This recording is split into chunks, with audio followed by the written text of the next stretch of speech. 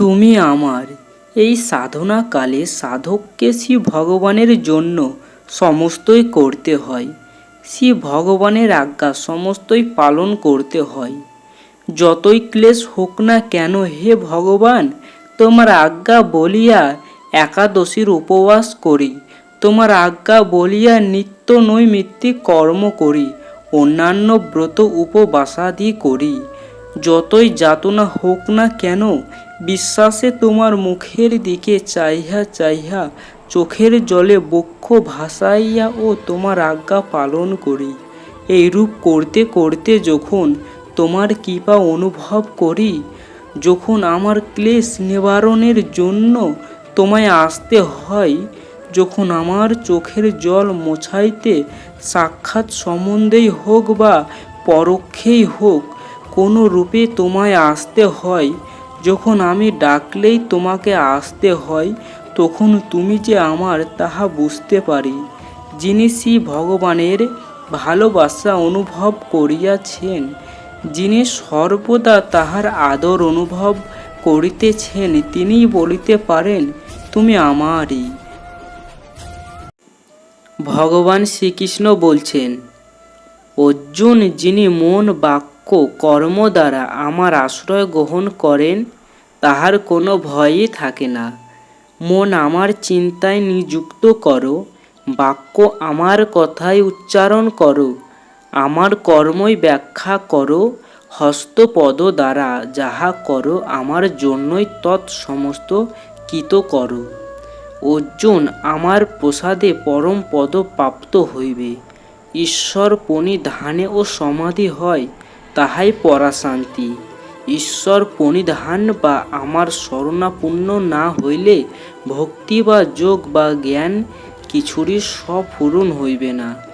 অর্জুন, উহাও অবগত হও, আত্মা রামই পরমাত্মা, তিনিই নারায়ণ, তিনিই মহামায়া, তিনিই আমি। আমি সেই পরম ভাব, বহু নাম আমারই, সর্বব্যাপী হইয়া ও বিশ্বরূপ হইয়া হইয়া জ্ঞানী ভক্তের চোখে আমি সৃষ্টির অণুতে পরমাণুতে সমূর্ত এক সূর্য হইতে যেমন কিরণ জাল আশ্রয়ে নিরন্তর কোটি কোটি সূর্য প্রকাশিত হইতেছে, প্রতি কিরণই যেমন সমূর্ত সূর্য, সেইরূপ যে দেখে সে জগৎকে আমিময়ই দেখে। সমূর্ত দেখতে দেখতে যখন দৃশ্যরূপী সহ এবং দ্রষ্টারূপী অহম অল্পে অল্পে লয় হইতে থাকে, ভগবান শ্রীকৃষ্ণ বলছেন, দুঃখ নিবৃত্তি পূর্বক নিত্যানন্দ প্রাপ্তি সকলের উদ্দেশ্য। কিন্তু সকলে একেবারে নিত্যানন্দ লাভ করিতে পারে না, কারণ সকলের শক্তি একরূপ নহে। নানা প্রকার হিতাহিত কর্ম করিয়া জীব আপন আপন কর্ম অনুসারে পৃথক পৃথক স্থানে নীত হয়। সকলেই একেবারে এক কর্মে অধিকারী হইতে পারে না। আত্মজ্ঞান সকলের চরম লক্ষ্য হইলে ও যাহাদের অন্তঃকরণ রাগ দেশের বশীভূত, তাহারা বিষয় ভোগেচ্ছা ত্যাগ করতে পারে না। যাহারা বর্ণাশ্রম মতো কর্ম করিতে থাকুক, কিন্তু কর্মগুলি কোনো প্রকার কামনার জন্য না করিয়া আমার প্রীতির জন্য করুক, উহাই নিষ্কাম কর্ম। নিষ্কাম কর্ম দ্বারা ভগবৎ আশ্রয়ে আসিতে চেষ্টা করুক। এই রূপে চিত্তশুদ্ধি হইলে ক্রমে আত্মার শোভন মননাদির জন্য সাধনা করিয়া নিকৃষ্ট বর্ণ হইতে শেষে উহারা উত্তম বর্ণে উন্নীত হইয়া সর্বদুঃখ নিবৃত্তি রূপ পরমানন্দ প্রাপ্তি লাভ করে। ভগবান শ্রীকৃষ্ণ বলছেন, আত্মা নাই এইরূপ ধারণায় অজ্ঞান, আত্মা মরিয়াছেন এইরূপ ধারণায় আবরণ। আত্মা মরিয়াছেন বলিয়া দুঃখ হইতেছে, উহাই বিক্ষেপ। অজ্ঞান আবরণ বিক্ষেপ, এই তিনটি বন্ধন অবস্থা আর মুক্তি অবস্থা বুঝিবার জন্য একটি গল্প শ্রবণ করো। 10 জন লোক নদী পার হইয়া পরপারে গিয়াছে। গিয়া নিজেকে বাদ দিয়া গণনা করিয়া দেখিতেছে দশম নাই। দশম জলে ডুবিয়া গিয়াছে। হাই কি হইল বলিয়া শোক, এই হইল অজ্ঞান। একজন অভ্রান্ত ব্যক্তি আসিয়া বলিয়া দিল, দশম মরে নাই। অভ্রান্ত ব্যক্তির বাক্যে বিশ্বাস করিয়া আশ্বস্ত হওয়া হইল মুক্তির ভিত্তি। দশম আছে এই বিশ্বাসী পরোক্ষ জ্ঞান। অভ্রান্ত ব্যক্তির উক্তি, তুমি দশম, এই জ্ঞানেই আমি দশম, এই হর্ষ লাভই অপরোক্ষ জ্ঞানের অপার আনন্দ। অজ্ঞান থাকলেই শোক থাকবে, শোক থাকলেই বন্ধন। পরমানন্দে স্থিতি শোক নাশ, ওহাই বন্ধন মোচন। যে ব্যক্তি পুরুষকে বিষয়ে অনুরাগী করে তাহার নাম রাগ। এই রাগের নাম কাম গর্ভ। কাম গর্ভ রজগুণের স্বরূপ। এই রজগুণ হইতে তৃষ্ণা এবং আসক্তি জন্মে। তৃষ্ণা ও আসক্তি রজগুণ জনিত কর্মবন্ধন। সত্যগুণ সুখ ও জ্ঞান সঙ্গে বদ্ধ করে, আর রজগুণ তাহা কর্মবন্ধন হয়। অপ্রাপ্ত বস্তু পাইবার যে বলবতী ইচ্ছা, তাহার নাম তৃষ্ণা। আর প্রাপ্ত বস্তু বিনাশ পথে ছুটিলে ও তাহাকে রক্ষা করিবার যে ইচ্ছা, তাহার নাম সঙ্গ বা আসক্তি। বিষয়ে অনুরাগ জন্মালেই নানা প্রকার কার্য হয়। জীব বিষয় অনুরাগের বশে নানা কর্মে প্রবৃত্ত হয় এবং বন্ধনে পড়ে।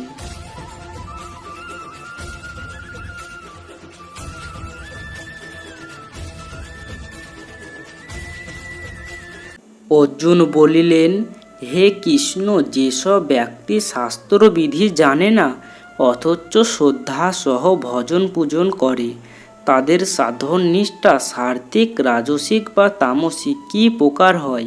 শ্রী ভগবান বলিলেন, মানুষের শ্রদ্ধা স্বভাবজ ত্রিগুণাত্মক হয়, অর্থাৎ সাত্ত্বিক, রাজসিক ও তামসিক হয়। হে অর্জুন, দেহের শ্রদ্ধা তার অন্তঃকরণের তারতম্য মতো হয়, নিষ্ঠা তার হৃদয়ের স্বরূপ মতো হয়। সাত্ত্বিক ব্যক্তি দেব পূজা করে, রাজসিক ব্যক্তি যক্ষ রাক্ষসের পূজা করে, আর তামসিক ব্যক্তি ভূত প্রেতের পূজা করে। শ্রদ্ধাহীন ব্যক্তি দম্ভ, কামনা, আসক্তি ও হঠকারিতা যুক্ত হয়ে শাস্ত্র বর্জিত ভীষণ তপস্যা করে। তারা নিজের পঞ্চভৌতিক শরীরকে এবং অন্তরে স্থিত আমাকেও কষ্ট দেয়। এই অজ্ঞ ব্যক্তিরা অসুর স্বভাবের। এবার শোনো, সকলের আহার, যজ্ঞ, তপস্যা এবং দানও তিন প্রকার হয়। আয়ু, সত্যগুণ, বল, আরোগ্য, সুখ ও আনন্দ দানকারী সরস ও স্নিগ্ধ আহার সাত্ত্বিকদের প্রিয় হয়। অতি কটু, লবণাক্ত, গরম, ঝাল, তীক্ষ্ণ, রুক্ষ ও প্রিয় হয়, যা দুঃখ, শোক ও ব্যাধিগ্রস্ত করে। তামসিক ব্যক্তিরা বাসি, উচ্ছিষ্ট, দুর্গন্ধযুক্ত, রসহীন ও অপবিত্র খাদ্য পছন্দ করে। ফলেচ্ছা বর্জিত কর্তব্যবোধে এক মনে শাস্ত্রসম্মত যজ্ঞ সাত্ত্বিকেরা করে থাকে। শাস্ত্রবিহীন, অন্নদান রহিত, মন্ত্র ও দক্ষিণাহীন, অশ্রদ্ধাসহ কৃতযজ্ঞ তামসিক ব্যক্তি করে থাকে। তপস্যা তিন প্রকার, সাত্ত্বিক, বাচিক ও মানসিক। দেবতা, ব্রাহ্মণ, গুরু ও জ্ঞানীজনের পূজা, সুচিতা, সরলতা, ব্রহ্মচর্য পালন, অহিংসা ইত্যাদি শারীরিক তপস্যা। অনুদেগ কর, সত্য, প্রিয় ও হিতকারী বচন, ধর্মগ্রন্থ পাঠ ও অভ্যাস, এগুলি বাচিক তপ। চিত্তপ্রসন্নতা, সৌম্য ভাব, মৌনতা, আত্মসংযম ও চিত্তশুদ্ধতাকে মানসিক তপ বলে। পরম শ্রদ্ধা সহ ফলকাঙ্ক্ষাহীন হয়ে কৃত এই ত্রিবিধ তপকে সাত্ত্বিক তপস্যা বলা হয়। অপরের কাছে প্রশংসা বা মান পাবার জন্য দম্ভ ও অহংকার সহ কৃত তপকে রাজসিক তপ বলা হয়। দুষ্টু বুদ্ধির বশে অপরের ক্ষতি করার জন্য অপরকে বা নিজেকে কষ্ট দিয়ে যে তপস্যা করা হয় তাকে তামসিক তপ বলা হয়। প্রত্যুত্তরের আশা না রেখে দেশ কাল পাত্র অনুসারে অনুপকারী ব্যক্তিকে কর্তব্য হিসাবে যে দান করা হয় তাকে সাত্ত্বিক দান বলে। প্রত্যুপকারের আশায় স্বর্গ বা পুণ্য কামনায় সদিচ্ছাবিহীনভাবে মন ক্লেশ দেওয়া দানকে রাজসিক দান বলে। অবজ্ঞাপূর্বক অযোগ্য দেশ ও কালে অপাত্রে অসম্মানে করা দানকে তামসিক দান বলে। ওং তৎসৎ। এই ত্রিশব্দে পরমাত্মা ভূষিত।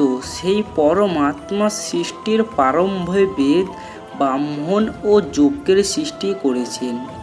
সেই জন্য ওম শব্দ উচ্চারণ পূর্বক সদা শাস্ত্র বিহিত যজ্ঞ দান তপক্রিয়া আরম্ভ করতে হয়। পরমাত্মাই সব কিছু, তাই তৎ নামে উল্লেখিত। সেজন্য তৎ শব্দে কামনা না করে মোক্ষ কামনা পূর্বক যজ্ঞ দান তপ করা বিধেয়।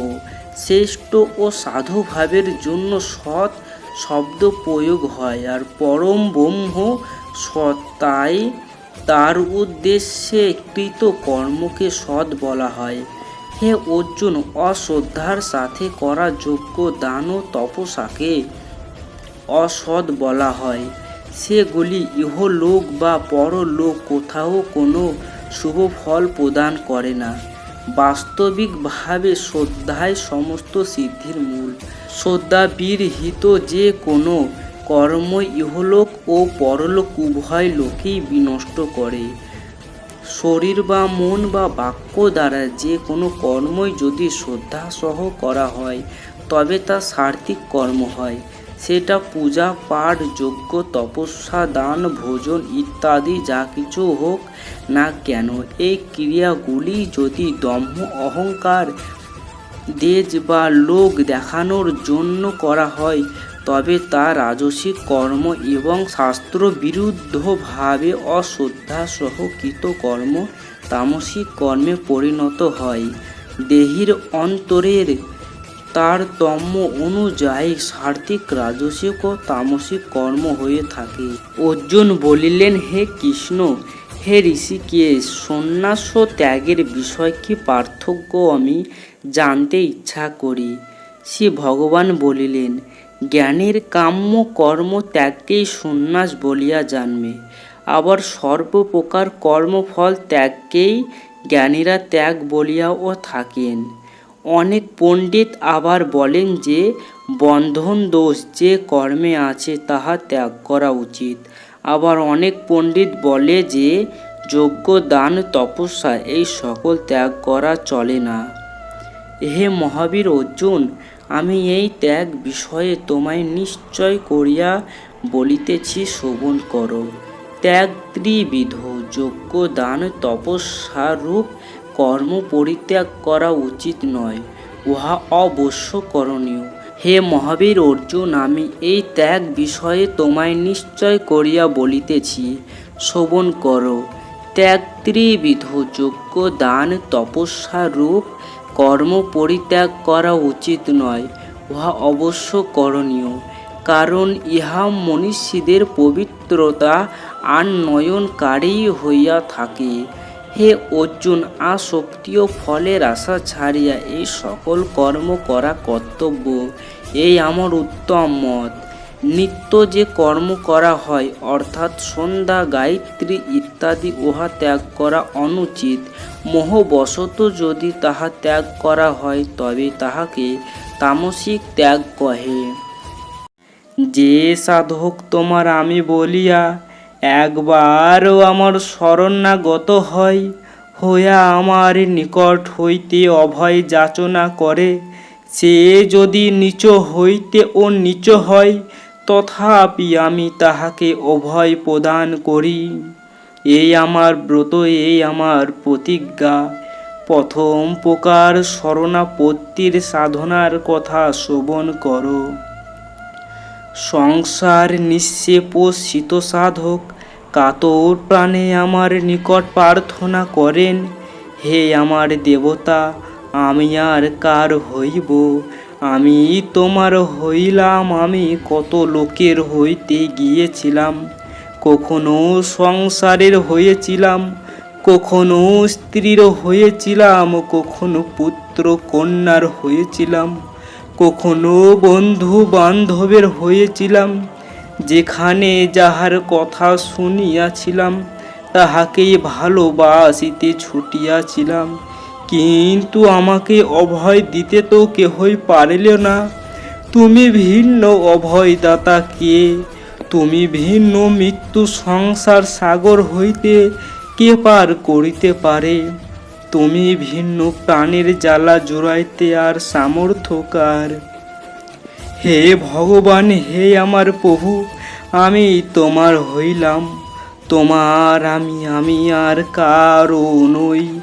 আমি কাম ক্রোধের আর হইতে চাই না, আমি লোভ মোহের আর হইতে চাহি না, আমি রূপ রসের আর হইতে চাহি না, আমি কোনো প্রকার ভোগের আর হইতে চাহি না। আমি তোমার পারোদ্ধ বসে আমায় যাহাই কেন করিতে হোক, আমি যে তোমার উহা আর ভুলিব না। যাহা হয় সব সহ করিয়া যাইব, আমার একমাত্র থাকিবে তুমি। কর্ম স্রোতে আমি যে অবস্থায় পড়ি না কেন, আমি সকলই সহ করিব। আমি ভাবিব আমার সকল অবস্থায় তুমি জানিতেছ। আমার যাতনা দূর করিয়া আমাকে তোমার করিয়া লইবার জন্যই তুমি পূর্বকৃত কর্ম ভোগ করাইয়া দিতেছ। পূর্ব কর্ম ফলে আমার যাহাই কেন আসুক না, আমি অতিশয় যাতনা পাইলে ও উহা তোমার স্নেহের দান মনে করিতে চেষ্টা করিব। তুমি আমায় নির্মল করিয়া তোমার করে তুলিয়া লইয়া উপযুক্ত করিয়া লইতেছ ভাবিয়া কিছুতেই হতাশ হইব না। সব সহ করিয়া বলিব, আমি যে তোমার সহ করিবার শক্তিও তোমার কাছে চাহিব। এই সাধনা যে অত্যন্ত সহজ তাহা ভাবিও না। শরীর দ্বারা, মন দ্বারা, বাক্য দ্বারা যে কর্মই করা হোক না কেন, সকল কর্মের আদিতে, সকল অলৌকিক বা বৈদিক কর্মের প্রথমেই বলিতে অভ্যাস করো, আমি তোমার, তুমি আমায় রক্ষা করো, আমি তোমার শরণাগত। সাধক এই অবস্থায় শ্রী ভগবানের ওপর জোর করে না, শ্রী ভগবানের সহিত এক হইতে ও চায় না।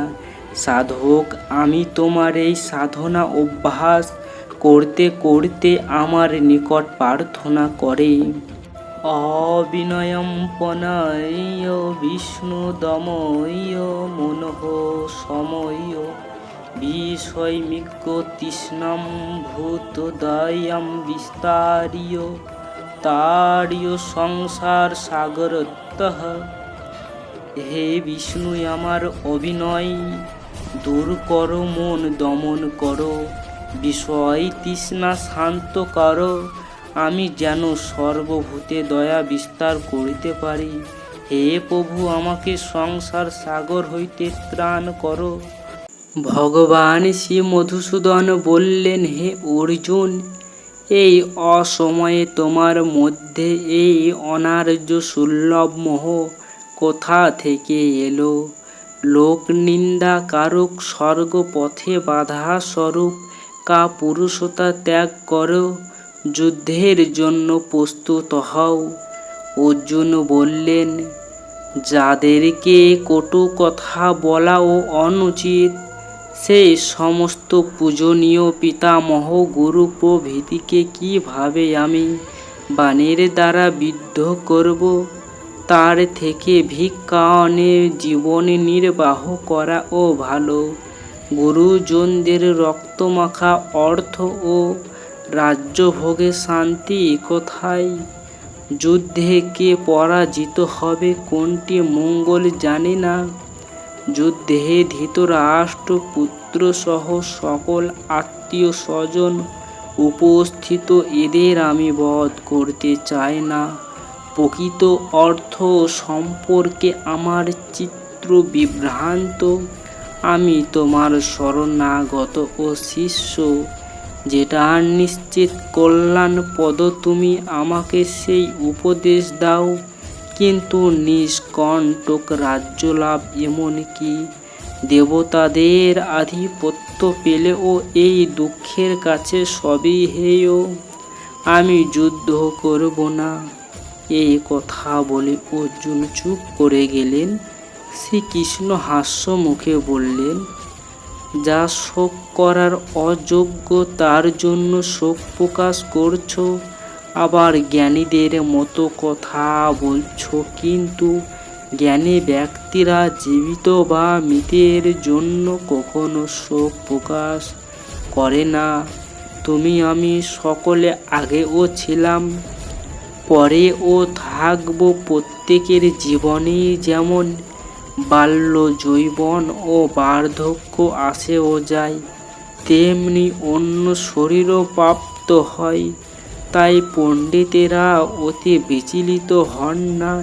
ইন্দ্রিয়গুলির সাথে বিষয়ের যোগে সুখ দুঃখ বোধ জন্মে, এগুলি অনিত্য, আসে ও যায়। এতে তুচ্ছজ্ঞানে নির্বিকার থাকা উচিত। সর্বত্র ব্যাপ্ত আত্মা অবিনাশী। সেই অব্যয় আত্মাকে কেউ বিনাশ করতে পারে না। শরীর বিনাশশীল, অনিত্য, কিন্তু শরীরের মধ্যে আত্মাকে কেউ বিনাশ করতে পারে না। এই আত্মা নিত্য, ভোগরহিত ও পরিমাণ শূন্য। আত্মা নিহত হন না বা কাউকে হত্যাও করেন না। আত্মা কখনো জন্মায় বা মরেও না। এর ক্ষয়ক্ষতি বৃদ্ধি কিছুই নেই। আত্মা জন্মরহিত, নিত্য, বর্তমান, শাশ্বত ও অনাদি। শরীরের মৃত্যু হলেও আত্মার মৃত্যু নেই। যিনি এটি জানেন তিনি কাকেই বা বধ করেন বা বধ করান। মানব যেমন পুরাতন বস্ত্র ছেড়ে নতুন বস্ত্র পরিধান করে, আত্মাও তেমনি পুরাতন দেহ ত্যাগ করে নতুন দেহ ধারণ করে। এই আত্মাকে অস্ত্র কাটতে পারে না, আগুন পোড়াতে পারে না, জল ভেজাতে পারে না এবং বাতাস সূক্ষ্ম করতে পারে না। আত্মা নিত্য, বর্তমান, সর্বত্র ব্যাপ্ত, পরিপূর্ণ, স্থির, অচল এবং সনাতন। এরূপ জেনে তোমার শোক করা উচিত নয়, কারণ জন্মালে অবশ্যই মরতে হবে, এড়ানো যাবে না। তাই তোমার দুঃখ করা বৃথা। জীব জন্মের আগে কি ছিল, মরার পর কি হবে জানে না, কেবল বর্তমানটুকুই জানতে পারে। সুতরাং শোক ত্যাগ করো। যুদ্ধ করা ক্ষত্রিয়ের ধর্ম। ভাগ্যবান ক্ষত্রিয়রাই এমন যুদ্ধের সুযোগ পায়। কাজেই তুমি যদি যুদ্ধ না করো তবে তোমার ক্ষত্রিয় ধর্ম এবং কীর্তি নষ্ট হবে, স্বধর্ম নষ্টে পাপ হবে, সকলের কাছে হেয় হতে হবে, অপমানিত হতে হবে, যা মৃত্যুর থেকেও দুঃখদায়ক। যুদ্ধে হত হলে স্বর্গ লাভ আর জয়ে পৃথিবী ভোগ করবে। অতএব হে পার্থ, মন দৃঢ় করো, ওঠে দাঁড়াও, যুদ্ধ করো। সুখ দুঃখ, লাভ ক্ষতি, জয় পরাজয়ে সমজ্ঞানে যুদ্ধ করলে পাপ ভোগই হবে না।